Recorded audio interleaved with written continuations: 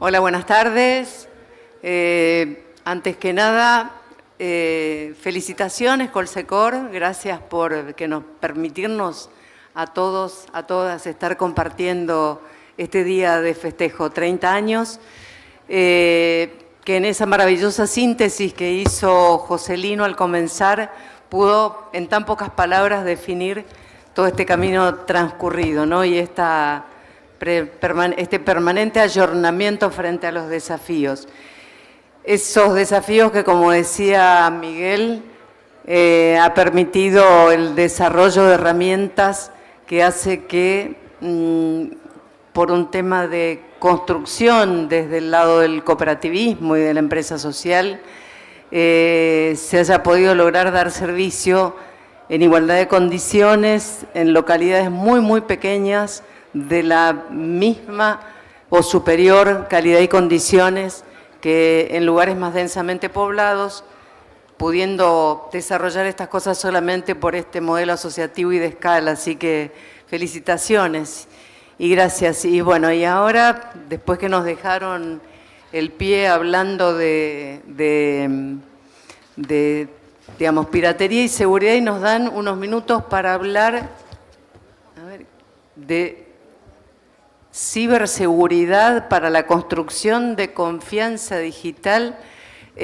Va a arrancar por ahí, Marcela, pero digo, nos dieron nada más que 30 minutos para hablar de ciberseguridad y piratería, sí, como dijimos previamente, a ver cómo hacemos una breve síntesis como para que allí podamos, digamos, aportar a todo esto que vinimos escuchando en esta tarde, ¿no?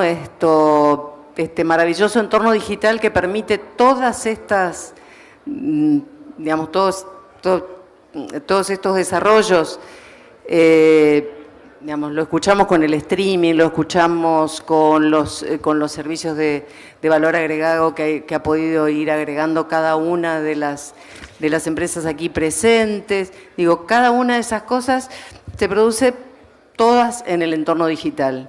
Y mientras aparecen todas esas maravillosas posibilidades, aparecen todas las dificultades, ¿no? Y en esas no es menor esta la de la ciberseguridad y de la piratería. Referían en el panel anterior, digamos, a las dificultades que enfrenta el sector en este sentido, pero bueno, vamos a empezar en todo caso con una mirada un poco más general, tratando de hacer, por ahí Marcela nos puede ayudar un poquito para que las asociadas presentes puedan, digamos, todos los que estamos aquí sabemos que estamos afectados por los riesgos que tiene el entorno digital. Son afectaciones que tenemos en lo individual y que tenemos en lo social y en lo colectivo, ¿no? Y entonces, para que tanto de la mirada desde lo personal como desde cada una de las socias, ver cómo puede enfrentar a todas. En algún momento le ha sucedido algún episodio que puso en peligro la prestación del servicio o en riesgo la protección de los datos que tienen a su cuidado. Así que, Marcela. Hola. Bueno, muchas gracias por este pie, muchas gracias Colsecor y felicitaciones por los 30 años. No sé si está la presentación ahí para que vean, gracias. Un poco mi presentación iba a dar un marco general, ¿no? de ciberseguridad, como se dice hoy, para la construcción de confianza, ¿no? Entonces, piensen ustedes en cómo se generaría la confianza en servicios digitales, ¿no? En este caso estamos servicios audiovisuales, pero también están los servicios financieros y un poco las estafas, lo que decías, las estafas, la piratería. Son distintas fases que demuestran impacto económico y social, ¿no? Y muchas veces la ciberseguridad se ve como la pata técnica. Uno piensa en ciberseguridad y piensa en hackers y solamente configuración de equipos o infraestructura tecnológica. Y la verdad es que hoy es casi mitad y mitad. Estaba viendo, hay una base de datos robados, una base pública que tiene un australiano, que hasta recién que estuve chequeando hay casi 15.000, hay 14.900 millones, 14.900 millones de cuentas robadas. Cuentas de todo el mundo, pero son 14.000 millones de cuentas robadas. Esto quiere decir que, y esas son es una sola base, hay muchas bases de datos robados. Las principales entradas para los ataques son las vulnerabilidades técnicas y los datos robados. Esto quiere decir que además de las cuestiones de configuración y solución de vulnerabilidades técnicas, la capacitación y la concientización son clave, ¿sí? Uno puede tener toda la seguridad física, en la tecnología, en la infraestructura, en los servicios, los sistemas, en las plataformas, y aún así un phishing puede llevar a un ransomware. Phishing entiendo que todos saben lo que es, y acá estamos con muchos tecnológicos. Supongo que ransomware sí, todos saben lo que es un ransomware. ¿Sí? ¿No? ¿Alguien no sabe lo que es un ransomware? No saben. Un ransomware es una especie, como se llaman ahora, malware, antes se decían virus, vamos a ponerle que es un virus, que puede acceder, o sea, los atacantes acceden a través de un phishing, ¿no? De esto de que engañan al usuario con un correo, con un mensaje. Puede ser un mensaje cariñoso, vamos a decirle así, ¿se entiende? O un mensaje haciéndose pasar por el banco, ¿no? Ese es phishing. Bueno, acceden así, uno da clic sin querer, y con este sin querer le puedo decir que cae cualquiera. El dueño de esta base de datos robados cayó hace 2 semanas.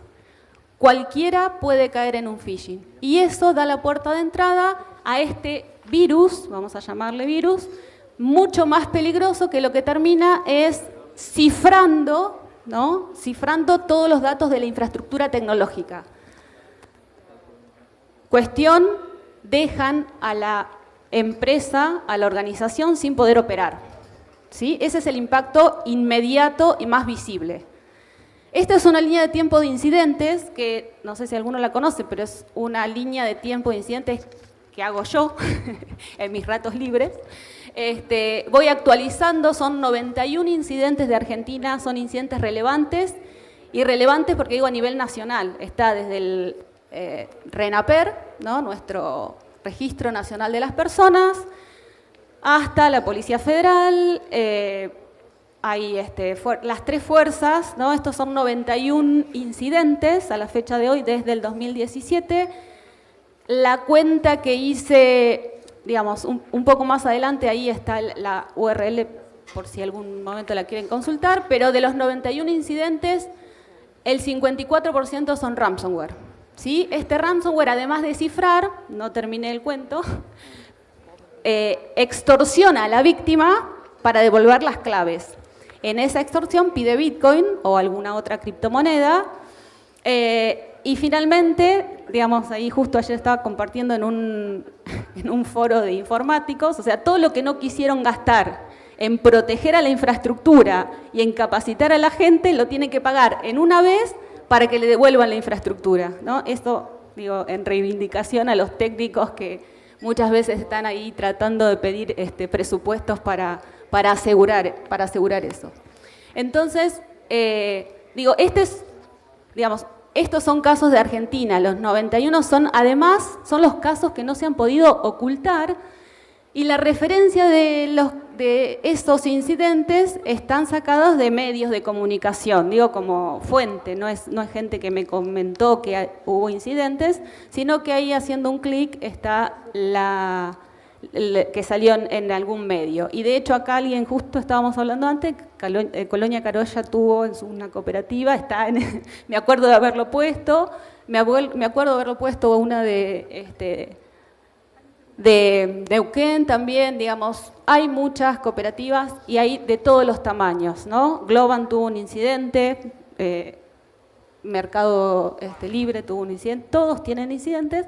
Lo que pasa es que la afectación y la preparación es lo diferente, ¿no? Entonces, un poco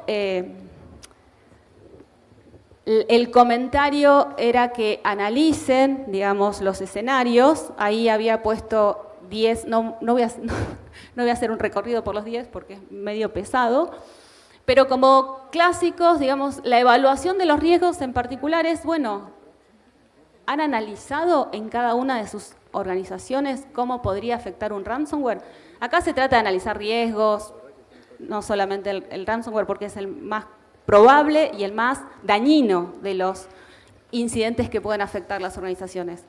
Hay un montón más, ¿no? Y que pueden, o sea, las estafas con los phishing que hacen, pueden hacer un error en las comunicaciones y terminar transfiriendo plata de la cooperativa a otras cuentas.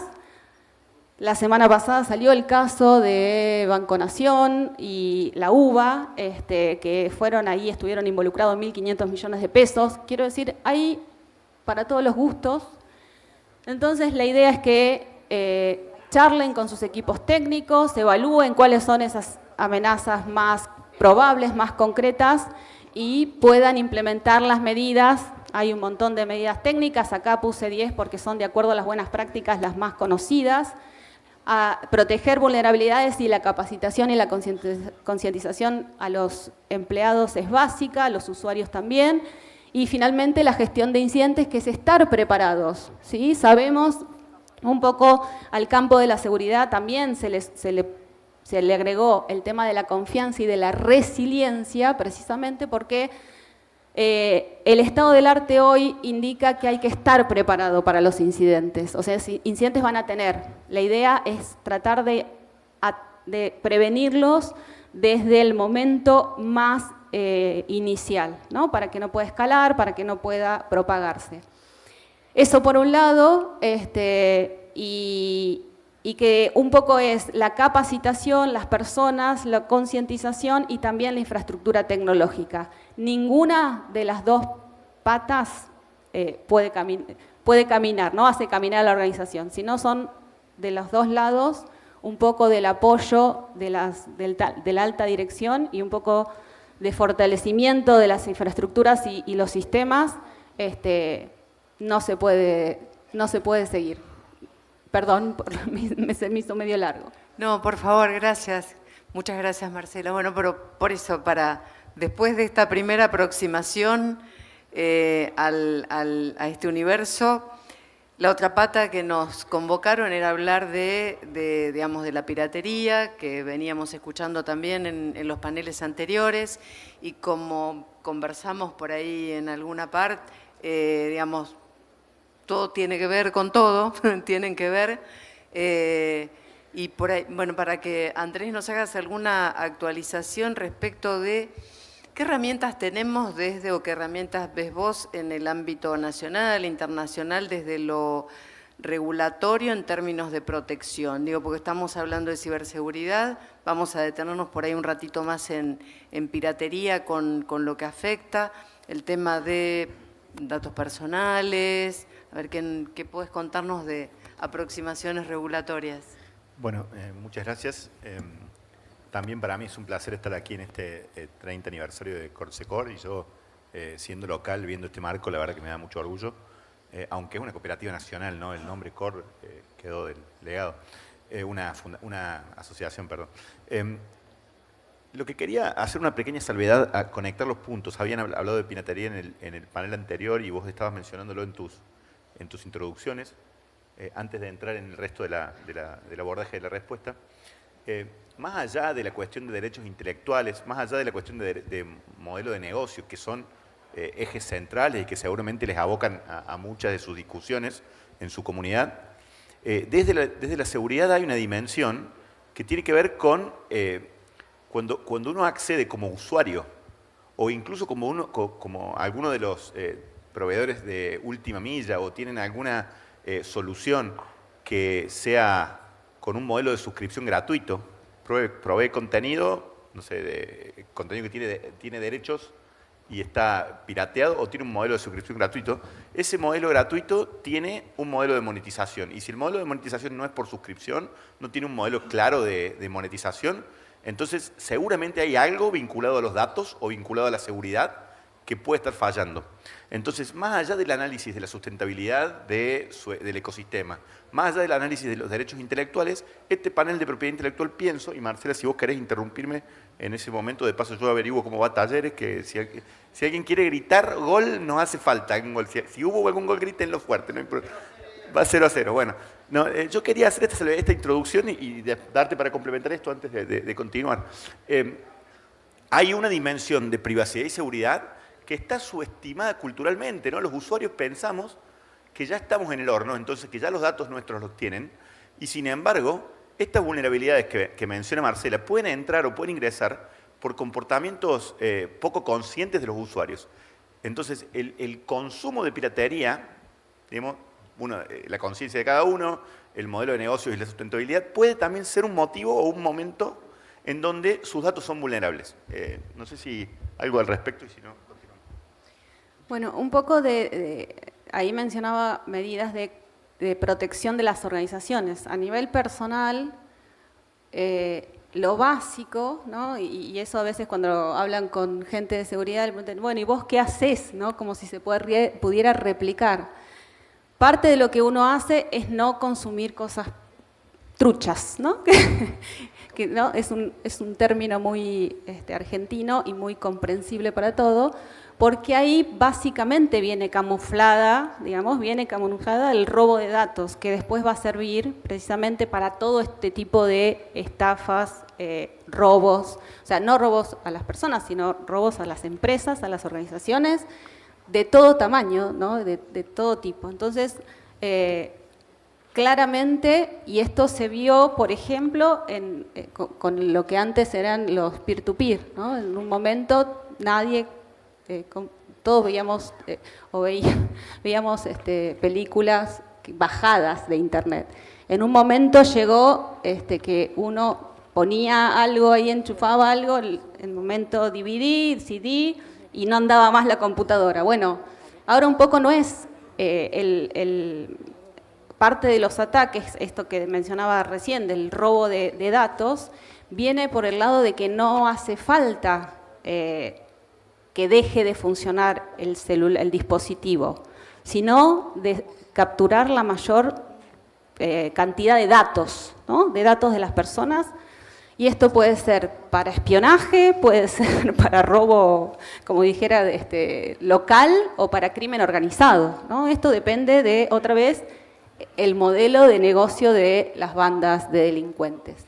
Entonces, probablemente esto, en la medida de que sea más, de que avance este tráfico de datos, porque también hay lugares donde esto es un mercado de datos, donde está regularizado, nosotros no tenemos esa transparencia, entonces de alguna forma esos datos van a terminar afectándonos de manera muy negativa, digamos, un poco más de lo que ya pasa, ¿no?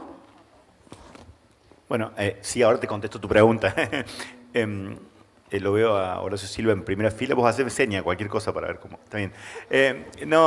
Respecto de la discusión regulatoria, yo pienso que la regulación no es la herramienta, ¿no? Soy abogado. Los abogados ven un clavo, tienen un martillo, lo único que saben hacer es aplicar esa única herramienta que conocen.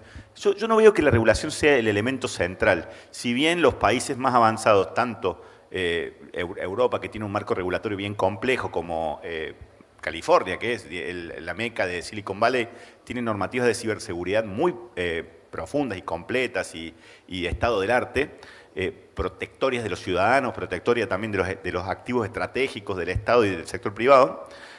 Yo sí creo que las políticas públicas y el sostenimiento de políticas públicas es algo que tenemos particularmente en Argentina muy en el debe, porque tenemos, esta línea de tiempo de Marcela, yo la uso mucho en clases, y escribí un informe sobre la estrategia de ciberseguridad de la provincia de Córdoba, digamos, un informe multisectorial, puse ese gráfico citado, por supuesto, en ese informe. Hay bases de datos del Estado, de las empresas más importantes, la aceitera más importante, el Poder Judicial de un par de provincias, en algún caso el Estado puesto en suspenso por un incidente de ransomware.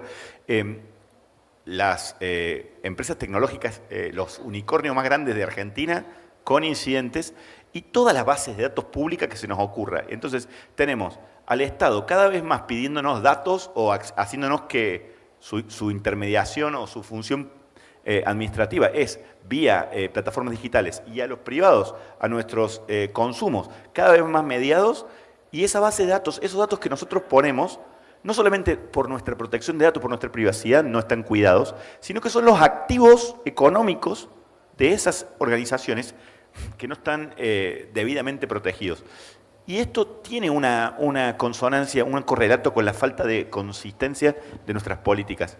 Nosotros no tenemos las instituciones que debiéramos tener para producir políticas, mejores prácticas. Tenemos descuido en recursos humanos, en formación de recursos humanos, en infraestructura tecnológica, en políticas, en cultura de reporte de incidentes. El reporte de incidentes como una herramienta de mejora, ¿no? Como una herramienta constante de mejorar la seguridad de nuestras bases de datos. Incluso es a veces penado, o es a veces hay persecuciones judiciales a aquellos hackers éticos que dicen tenés un reporte de incidentes. Las comunidades de respuesta a incidentes, aún si están formadas, aún si Argentina tiene varios CSIRTs, no hay demasiada cantidad de reportes, porque no solamente hace falta esta infraestructura y estos recursos humanos y esta disposición, sino que además hace falta cultura de la confianza, de que las empresas o las organizaciones entiendan que pueden reportar sus vulnerabilidades, que eso va a evitar que otros caigan en el mismo problema, y al mismo tiempo que puedan adquirir herramientas para protección futura o para respuesta a incidentes de una comunidad vibrante. Tenemos incluso, paradójicamente, la ciberseguridad es en un momento en donde el reskilling de los trabajos, el cambio de las capacidades tecnológicas que hace falta, porque la inteligencia artificial parece que nos amenaza con jubilarnos a todos o con jubilar una parte de nuestros portafolios, porque yo no creo que vaya a terminar haciéndolo del todo. En seguridad siempre va a hacer falta más perfiles, más personal capacitado, más recursos humanos. Entonces hay ahí un ambiente de salida laboral, hay un ambiente de aumento de la productividad, incluso desde el punto de vista estratégico. Yo ahí en la presentación que me hacían decían, bueno, tiene 20 años de experiencia, no hacía falta poner la cantidad de años, ¿no? Pero tiene 20 años de experiencia en las discusiones de políticas públicas internacionales. Y en todo, es como que soy un poco generalista, porque estuve en las discusiones de los identificadores únicos y de la gobernanza de Internet cuando la ONU quería quedarse con las direcciones IP, y yo trabajaba para la CNIC en ese momento, iba como muchachos, cuidado que no choquen el juguete, ¿no?, de Internet. Y después estuve un tiempo trabajando en la coalición de cifrado para que los países no creen, los que persiguen a los delincuentes no creen backdoors legales, no inventen que todos los over the top o todos los proveedores de contenido le tienen que dar un backdoor al Ministerio de Seguridad.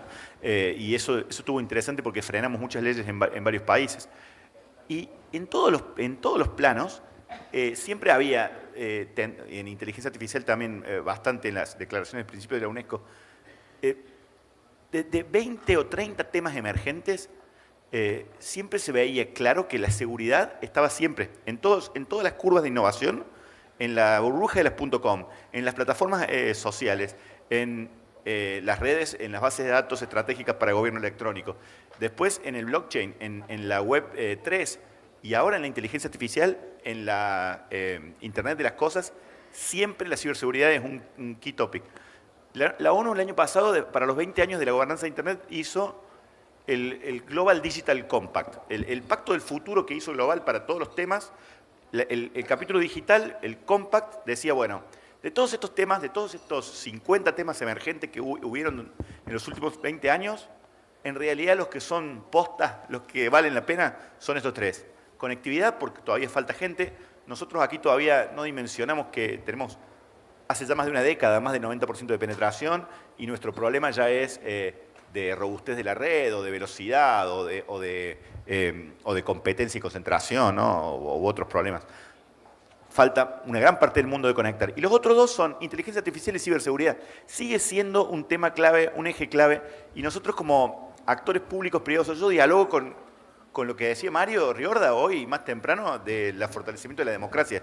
Para mí la ciberseguridad es casi una herramienta que vamos a necesitar fortalecer desde los estados y desde el sector privado para defender nuestras instituciones. Y los que estamos, por lo menos los que vimos lo que pasó con el Poder Judicial de Córdoba, nos habíamos quedado con 2 poderes del Estado durante un mes en un momento en esta provincia. Por suerte, yo no sé qué pasó ahí, no quiero saber tampoco. Ahora sigue. Un ransomware no solamente no te deja usar tu infraestructura y después tienes que recuperarla, sino que vos no sabés qué se filtró, ¿no? O sea, no solamente no te dejó usar, no te dejó continuar con tu sistema, sino que además no sabes quién más accedió a eso. Esto es una concientización general, lo dejo acá y después, no sé, reaccionamos a más preguntas. Sí. Si te sirve para la línea de tiempo, al Poder Judicial de Córdoba agregarle el de Chaco también. Fue previo.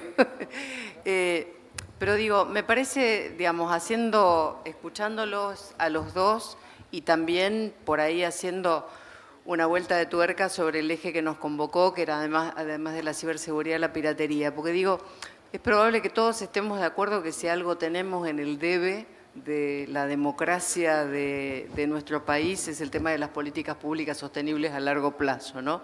Entonces, digo, mientras eso va construyéndose, digo, en el ecosistema hay que enfrentarse a las situaciones, ¿no? Y en esa, digo, la de la piratería tan cruzada con esta de la ciberseguridad, en esta referencia tan clara que hiciste, Marcela, con el tema de qué sucede con los datos personales. Porque digo, hago una referencia, porque digo, nosotros en el sector, cuando hablamos de piratería, últimamente el término referido es Magis TV, pero podemos hablar de Magis TV, digo, así como cuando empezaron las plataformas de contenidos, de plataformas de películas, todos empezamos a hablar de Netflix y seguimos hablando de Netflix como si fuera la de referencia, ¿no? Y hay muchas más, digamos, no es solo esta. Digo, pero donde aparecen esos modelos, donde claramente no están monetizados porque no hay costo de suscripción, no hay pago de los contenidos por una suscripción, entonces claramente hay algunos otros, digamos, hay otro negocio que sostiene todo eso atrás. La gran duda y la gran sospecho, la gran pregunta es esa, ¿no? Si no será, es decir, si no será el de los datos. Bueno, ahí el tema de los datos y la ciberseguridad, ¿no? Protección de datos personales es una deuda porque las personas no son muy conscientes de los problemas que puede traer.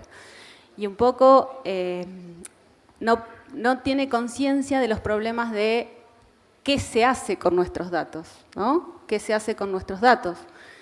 Lo decía antes y un poco recién Andrés hacía referencia, esos datos se venden para publicidad, se venden para el crimen organizado, se venden para campañas de espionaje, o sea, están claro, sí, bueno, para uso político también, para campañas políticas, ¿no?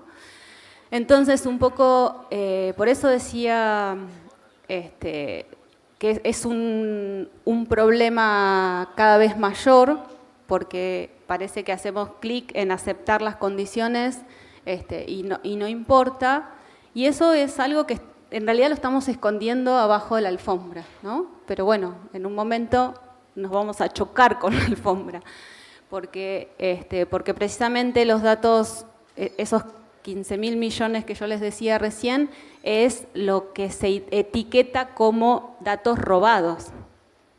Hay datos que se compran y venden que no son robados, que se